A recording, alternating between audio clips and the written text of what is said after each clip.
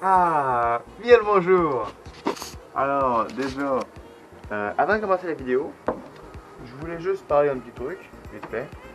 Juste, déjà, merci de regarder la vidéo si vous n'êtes pas un de mes proches ou amis, peu importe.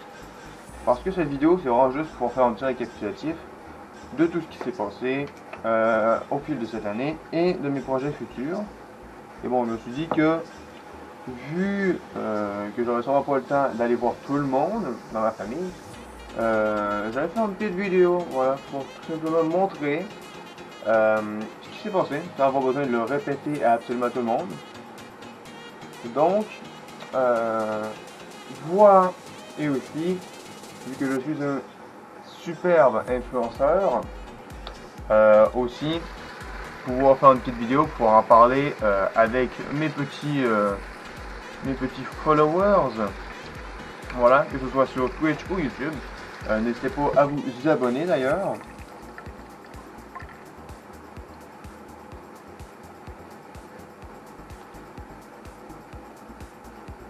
Voilà, tout propre. Ok, bon. Donc, à la suite. Ça va? Voilà. Voilà, donc, bien le bonjour. Et comme je le disais, euh, je vais pour vous remercier. Et maintenant, on va passer au réel sujet. Voilà, donc bien le bonjour. Évidemment, on va pas se parler dans, voilà, dans ce décor. Il est un peu naze. Alors, je vais donc vous présenter mon magnifique contour de stream. Voilà. Est-ce que c'est pas cool? Voilà. C'est bon. C'est juste une petite introduction comme ça. Donc, bien le bonjour. En début d'année 2023, il s'est passé pas grand chose, je vous dirais, à part mon parti employé qui était quand même très très fun. Il faut se le dire quand même. Petit extrait.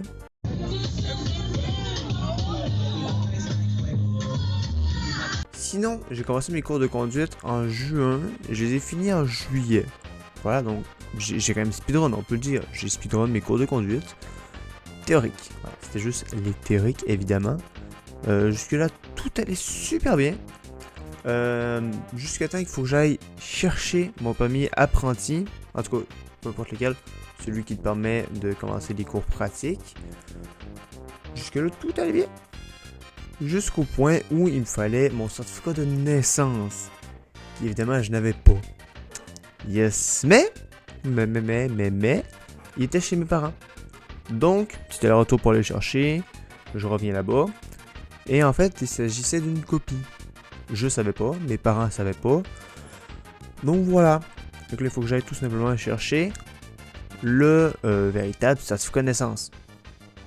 Donc il faut qu'il aille le faire imprimer dans un local de la RAMQ, je crois. Non, c'est la SAQ, peu importe lequel. Donc voilà, donc je vais à cet endroit pour faire imprimer mon putain de certificat de naissance. Et pour me le faire imprimer, il me faut ma carte d'assurance maladie valide. La carte d'assurance, la carte vitale en France, je crois que c'est ça. Donc jusque là tout va bien, c'est beau. Pour n'importe quelle personne qui a sa carte d'assurance maladie, tout va bien. Évidemment, je n'ai pas ma carte d'assurance maladie valide. Mais oui, elle est périmée depuis 2 ans. 2 ans. Ouais, j'ai vu dans le danger, je sais, j'aime bien. Je me ramasse à devoir refaire ma carte d'assurance maladie. Et bordel, le processus est terriblement long. Parce que pour vous dire, j'ai commencé peut-être fin juillet. Et là, on est rendu en décembre. Voilà, et je l'ai reçu il y a 2 semaines de ça. Et actuellement, je serais supposé dans le processus de récupérer mon certificat de naissance, mais j'ai pas encore eu le temps d'aller aux locaux pour me le faire imprimer parce que actuellement, avec le temps des fêtes, je travaille beaucoup. Et je me suis précisé pour ceux qui iraient en commentaire pour me dire c'est pas que t'as pas le temps, mais que tu prends pas le temps. Ces bureaux-là, c'est ouvert de 9h du matin à 16h le soir, du mardi au vendredi. Et moi, je travaille à 10h du matin jusqu'à 16h du soir, du mardi au vendredi. Autant vous dire que bon, La petite fenêtre que j'ai de 1 heure avant d'aller travailler, c'est pas à côté de chez moi non plus, j'ai pas vraiment le temps. Donc voilà, ça va être encore à faire par après. Si on revient en juillet, j'ai fait, pour ceux qui savent, une survie dans le bois avec donc moi, évidemment, Alex, Charlot, Maxime et Mathieu. Où on partait en gros avec tous nos trucs, vraiment du matériel, pas du tout de survivaliste à fond, c'était vraiment juste une petite survie chill où est-ce qu'on se faisait un petit cabanon. Et la première journée s'est super bien déroulée, d'ailleurs il y a une vidéo qui est en train actuellement de se faire monter. Je sais pas trop quand est-ce qu'elle va sortir exactement, mais elle devrait sortir, je dirais, dans les mois qui suivent. J'espère. Et donc voilà, la première journée s'est super bien déroulée, mais malheureusement, le lendemain, tout le monde, autre moi et Alex, tout le monde voulait partir. En même temps, il pleuvait, il y en avait qui avaient passé des mauvaises nuits.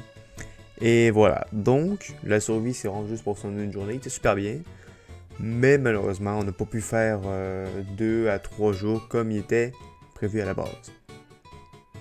Ensuite, si on poursuit avec le mois de septembre, je suis allé avec ma famille camper sur le bord du fleuve Saint-Laurent pour observer les baleines. Et à la base, c'était vraiment juste un petit truc en famille.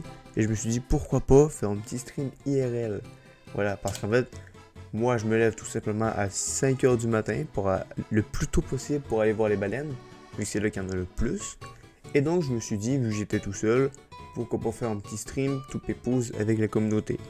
Donc voilà, j'ai donc fait un petit stream à 5h du matin, heure québécoise, donc il n'y avait absolument personne, sauf quelques Français qui sont venus passer.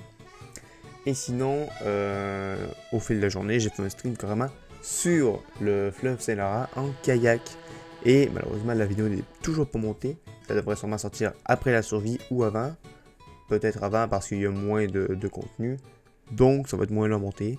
Mais je me suis pas encore penché sur cette vidéo. Et donc, voilà. Si on continue en novembre. Donc là, on commence à rentrer un petit peu plus dans le temps des fêtes et tout. C'est plus festif. Et il y a mon beau-père qui vient me voir et qui me parle d'un restaurant. D'un restaurant qui est en vente. Évidemment, là, je vois déjà le délire. Il va commencer à me dire, ouais, tu sais, tu pourrais racheter le restaurant et tout. Ça m'intéresse pas. Au premier abord, ça ne m'intéresse pas du tout. Et après ça, je commence à parler avec mon boss, avec quelques amis et tout. Et là, ils m'encouragent tous à aller dans ce projet, à me faire ma petite entreprise et tout. Donc, plus que ça va, les jours avancent et je me dis, allez, je vais contacter le propriétaire de ce fameux restaurant. Et donc, je contacte le propriétaire. Il est d'accord, on se prend une date pour que j'aille inspecter le restaurant pour voir si tout est en ordre, si tout est correct, si les règles sanitaires sont respectées et tout. Donc, j'y vais. Et sincèrement, j'ai été étonné. Le restaurant était extrêmement bien et comme il me le disait, c'est pas que le restaurant il faisait faillite qu'il le vendait, c'est vraiment juste parce qu'il avait flemme de s'occuper de toute la restauration. Et voilà, il voulait juste s'en débarrasser. Donc là, je me dis, ok, il y a du positif. Donc je rentre chez moi et je me dis, ok, ça paraît être bien, mais encore, il faut que je voie si c'est des revenus positifs réellement. Donc là, je lui demande de voir les revenus de l'année et tout. Et je commence à regarder pour du financement. Donc là, je reçois les bilans financiers. Je vois qu'effectivement, ça fait de la money. Et donc, je suis heureux. Et là, plus que ça va, je commence à vérifier les trucs et tout. Et plus que ça avance, plus que la réalité revient et me dit t'as que 19 ans. C'est un restaurant, les banques ne prêtent plus pour les restaurants depuis bien longtemps parce que les restaurants en général, ça fait faillite. Donc, malheureusement, je n'ai pas pu avoir le financement pour acheter ce fameux restaurant.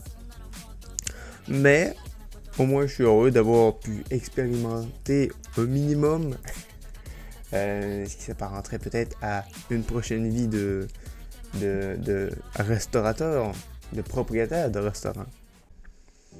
Voilà, donc je crois avoir fait un beau petit résumé de tout ce qui s'est passé d'intéressant cette année. Et donc là, on va parler de mes projets futurs. Par projet futur, je parle de ce qui va se passer dans l'année prochaine, l'année 2024. C'est plutôt simple. Le seul truc que vraiment, je me dis, allez, année 2024, vu que le restaurant ça n'a pas marché, bon, je vais pas essayer directement de me restarter une business. Je vais kiffer.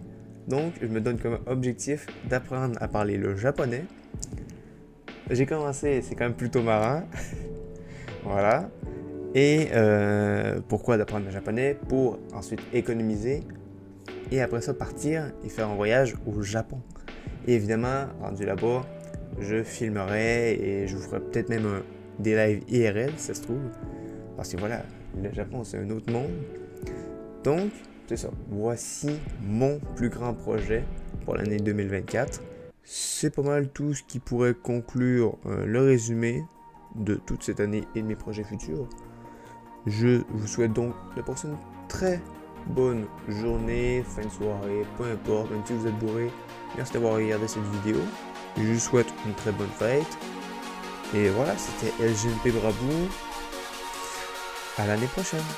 Au revoir. Ah oui, j'ai oublié. Juste pour augmenter un petit peu mes revenus pour le projet en 2024, j'ai décidé de m'enrôler dans l'armée. Allez, salut.